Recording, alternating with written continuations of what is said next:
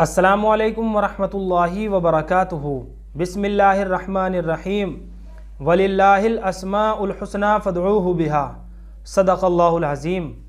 محترم ناظرین حضرات، آج ہم بات کرنے والے ہیں عائزہ نام کے بارے میں کہ بچی کا عائزہ نام رکھنا کیسا ہے، اور اس نام کے بارے میں بہت سے بھائیوں نے معلوم بھی کیا ہے کہ یہ نام رکھنا کیسا ہے، اور اس نام کے بارے میں یہ بات بھی کافی مشہور ہو گئی ہے کہ عائزہ نام حضرت علی رضی اللہ تعالیٰ عنہ کی بیٹی کا نام ہے۔ تو یہ بات کہاں تک صحیح ہے؟ تو چلیے محترم ناظرین حضرات اس نام کی معلومات کو سمجھ لیتے ہیں۔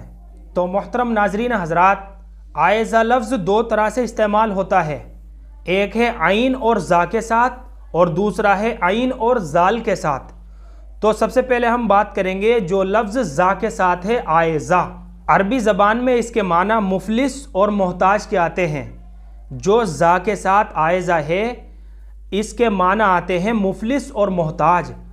تو اس لحاظ سے معنی کے اعتبار سے بچی کے لیے عائزہ نام مناسب معلوم نہیں ہوتا جو زا کے ساتھ عائزہ ہے، اور ایک لفظ ہے عین اور زال کے ساتھ عائزہ۔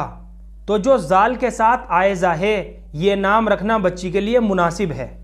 جو زال کے ساتھ عائزہ ہے یہ نام رکھنا بچی کے لیے درست ہے، اور اس کے معنی آتے ہیں پناہ میں آنے والی، پناہ لینے والی۔ جو زال کے ساتھ عائزہ ہے اس کے معنی آتے ہیں پناہ میں آنے والی، پناہ لینے والی۔ تو معنی کے اعتبار سے بچی کے لیے یہ نام رکھنا درست ہے۔ اب یہ بات جو لوگوں میں مشہور ہو گئی ہے کہ عائزہ نام حضرت علی رضی اللہ تعالیٰ عنہ کی بیٹی کا نام ہے، تو یہ بات بالکل جھوٹ ہے۔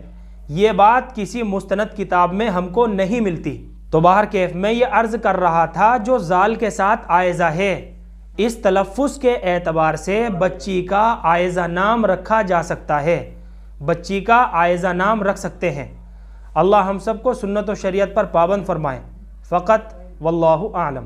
اللہ اللہ اللہ